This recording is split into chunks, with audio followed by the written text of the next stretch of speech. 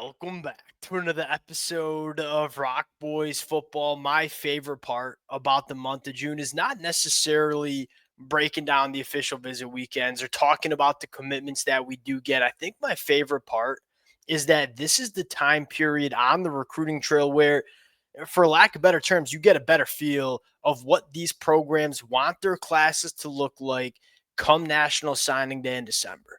And I think if you're a USC fan, you feel damn good about two things. Number one, we got the bulk of our class committed in the 2026 cycle. Not only is the bulk of the class committed in 2026, I think the bigger storyline is all of these names that are highlighted in red, the commitments for USC in 2026, you feel damn good about them signing their paperwork for USC come signing day in December, which is a stark difference from where we were 12 months ago, where USC building their 2025 cycle, not only were they trying to get guys committed in the 2025 class, they were also trying to play defense. You know, it started with guys like Justice Terry, Isaiah Gibson, but also went to guys like Jerome Miles, guy like Ty Jackson, Julian Lewis. I know that Chade Bowden's no visit policy for committed players is a little bit controversial, and I understand both sides of the spectrum. The one big positive is that when you are sitting here in the month of June trying to figure out, hey, who are the last guys we want to make sure we go out and get, you can look at your committed class and say, I feel dang good about these guys signing their paperwork. And there's no guesswork. There's no playing defense. It's only looking to add the last remaining pieces. Question is, who are the last remaining pieces for USC in 2026? I'm fired up for this conversation. Many of y'all know this by now. Yeah, look, I love breaking down a commitment. I love busting out that USC commitment sweatshirt and talking about the commitments. Some of my favorite conversations, though, these nitty-gritty roster building conversations. Hey, who are the missing pieces for USC to put together the perfect class in 2026? We're going to rank them. We're going to talk about them. Fired up to get into it. Before we do, and as always, the USC fans, look, I know you guys are just as dialed into the recruiting trail.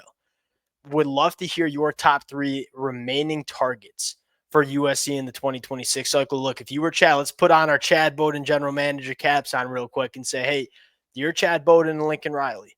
You're looking to close this 2026 out in the perfect way. Who are the three players you're not leaving the 2026 cycle without? Let it fly in the comments section. Appreciate you guys. It's been a blast talking this program, breaking down commitments, talking about the official visits, the amount of support y'all have shown the fellas all summer long has been amazing. Appreciate you guys. If y'all do enjoy the content, consider subscribing to the channel. Without further ado, let's get into it. And as we go along, we're going to take some names off the board as well, because you've seen USC pivot from some players. Let's start with number one, though. The number one guy, and I think this is going to be consensus. I'm going to look at the comment section. I think I'm going to see this kid's name coming in at the number one spot for everybody. Linebacker Talanoa, for a couple of different reasons. One, Xavier Griffin decommit, so you're looking for that stud linebacker to put behind the monster defensive line class you're about to bring in. This kid has it all. And we've talked about the player a ton, so we're not going to talk a ton about the prospect until he maybe commits on June 15th. That's the news we got to talk about. Talanoa, coming off his official visit to USC, sets his commitment date. And I don't think that's a coincidence.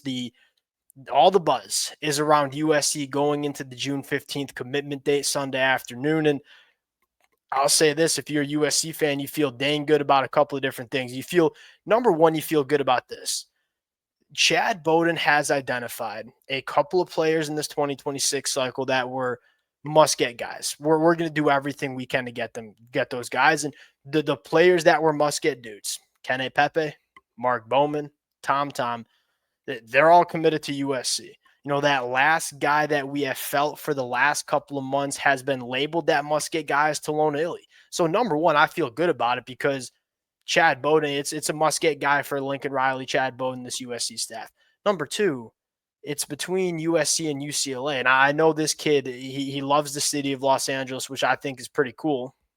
But number two, I think for the majority of this recruitment, I think we all envisioned the biggest threat to Talanoa was probably Dan Lanning and the Oregon Ducks. Well, he's not going to take an official visit to them. He's not going to take an official visit to BYU. It's coming down to USC, UCLA the weekend after He takes his official visit to USC. They rolled out the red carpet. I think they sold this kid on the missing piece in this 2026 cycle. All signs are pointing to USC. If and when he does commit to USC on the 15th, we will be breaking down this film because the film on this kid, he's not only a physical traits monster, 6'3", 215 pounds, flies around the football field. This kid's football IQ is off the freaking charts. And we've talked about it all the time. When you blend, hey, I'm a really good football player from an athlete standpoint, and then you blend it with, I know what I'm doing on the football field, especially at the linebacker position, that's when they're special. And I think Talanoa is special. And I think USC staff certainly feels that way as well. Talanoa, by far, number one guy we need to get committed. Number two, this was kind of tight. I'm going to go with Jett Washington for a couple of different reasons. That's the one position in this 2026 cycle where it's like, hey, you probably feel like you need to add one more safety. And I think one of the updates here is it sounds like USC's pursuit of Devon Benjamin is maybe kind of going away. And I think one thing that we're seeing maybe happen here is we talked about those must-get guys, the guys like Tom, the guys like Mark Bowman, Kenny Pepe. It sounds like Jett Washington is emerging as that kind of guy for USC in the 2026 cycle. Now, they're going up against some heavy hitters, right? Eugene, Oregon. Obviously, Kalen DeBoer and Alabama are pushing hard too. I think this kid is the second must-get in the class. Again, number one, because USC is a little thin at that safety position in 2026. But just as importantly, this kid is an absolute ball player.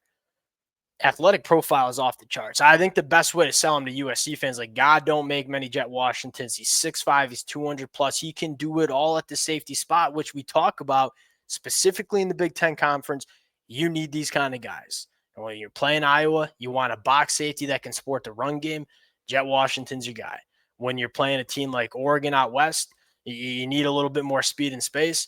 Jett Washington has the size and speed to cover anybody in the back end as well. He is a do-it-all safety that is a chess piece of a defense. I think he's emerging as a top priority for USC, and as they've cooled off on Devon Benjamin, sounds like Jett Washington's going to be the guy for USC. So he's coming in at number two. Number three, a couple of different ways you could go here.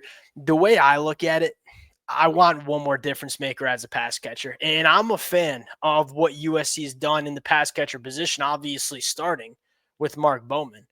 Big fan of Trent Mosley. Big fan of a guy like Luke Weaver. I think you have some other guys, and look, I like all four of them in this, but I think you want one more guy to kind of add to that arsenal, especially because we all know that there's some space for USC in the wide receiver room, especially if you get into the conversation of, look, I don't think it's crazy that Jacoby Lane and Mekhi Lemon ball out and are both top 50 picks in the NFL draft in 8 months. You're probably looking to get some young talent in this wide receiver room. I'm going to go to Ethan Booby Feaster, a guy that, look, I wasn't really sure where USC stood in this recruitment coming into his official visit. You start to get the understanding that USC's got a real shot at this kid in the 2026 cycle. Do it all wide receiver, and that's what I love most about him is I think he flies under the radar because the athletic profile is not crazy. He's 6'1", he's a $180. He doesn't have any crazy track and field times, but then you turn on the film, playing big-time football in the state of Texas at DeSoto and say, number one, he makes it look so easy. He's just a playmaker on the football field. But number two, and the thing I love most about him is so multidimensional. A guy that can win in so many different ways, has tremendous ball skills, can work vertically down the field, dynamic after the catch. These are my favorite wide receivers in an era where I feel like you see so many wide receivers are kind of just one-trick guys. Ethan Booby Feaster can make it happen from a variety of different alignments on the football field, but also a variety of different ways. He's probably coming in at number three. Now, I want to talk about a few other storylines here. Number one, it sounds like USC might be – look, I don't think it's fair to say they're not going to pursue Ryder Lyons anymore because they have so many ties to him and they've obviously built a very good relationship. But it sounds like the USC recruiting board at the quarterback position might be going in a different direction, right? I think USC is fired up about their 2026 guy in Jonas Williams. I think just as importantly, I think they love Peyton Houston from the 2027 class from Louisiana. We talked about him last week. If you didn't see that, go check it out. We took a look at some of his film. He is, I think, a stud. And so because USC has a guy in 2026 likes a guy a lot newly in 2027 in Peyton Houston.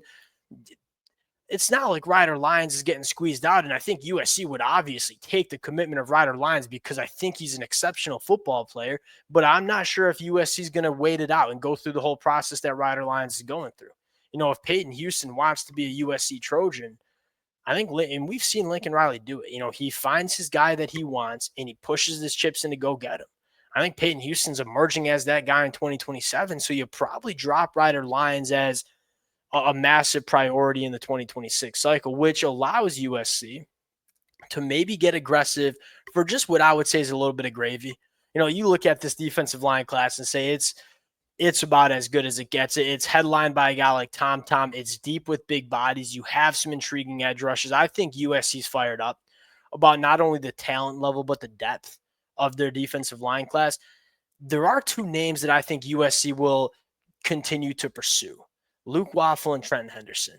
Both guys that I absolutely love for a couple of different reasons.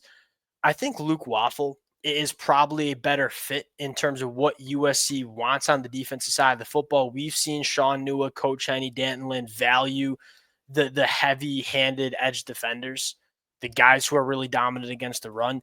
That's Luke Waffle. Devastatingly power hands, gives you pass rush juice. And then you look at Trenton Henderson, maybe a little bit of a I ain't going to say bad fit because Trent Henderson going to fit in wherever he goes and plays his college football because I think he's a stud. But he's a little bit more of a stand-up outside linebacker, first step, burst, and bend edge rusher.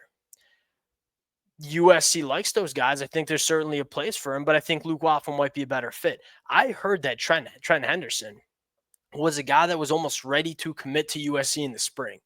That's kind of died off, obviously. He's taken his official visits. I wonder if USC can get back into it with Trenton Henderson as they get him on campus for his official visit. We will see. I look at that and say, it's not that I don't like him. They didn't make my top 3 because I don't like them. It's just I think there are some other priorities for USC that are a little bit more important. But what a spot to be in if you're USC, where you're really just going for the gravy now. Like you built a class. If USC just signed these guys today, and that was their class in 2026, I think Chade Bowden would be fired up. I think Lincoln Riley would be fired up. Let's go put the cherry on top of this thing. A 2026 class that I'll say this, 10 years from now, 5 years from now, when we're looking back at, hey, if USC, I should say maybe when USC's kind of back to winning national championships and competing for national championships, and we look back at the turning point, I think there's a very good chance this was the turning point, the last 6 months that we just saw. And look, I don't know if it's going to immediately result in a national championship in 2025. This, to me, feels like the group of football players that are going to turn the tide of where this USC program's going. Just such a historical program. Obviously, we've talked about that. That's just kind of struggled to find their way over the last couple of years. I think they found their way. And I think these are the group of guys that we talk about in 5 years, saying that's the group that changed the direction of USC football. We'll close it down there. They got a little bit more sentimental than I thought it would. Appreciate you guys rocking with it. If y'all do enjoy the content, consider subscribing to the channel. We'll talk to y'all later.